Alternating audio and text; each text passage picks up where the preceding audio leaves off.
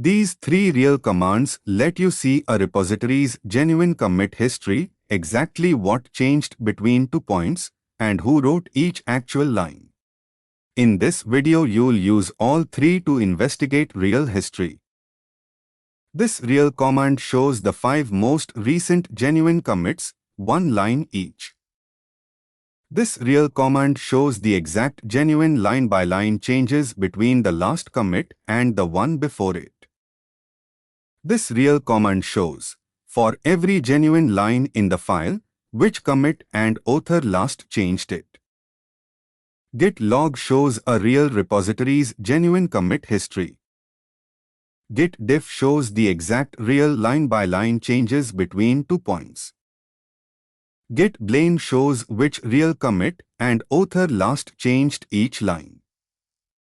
Use git blame on a real file in one of your own projects to find who wrote a specific line.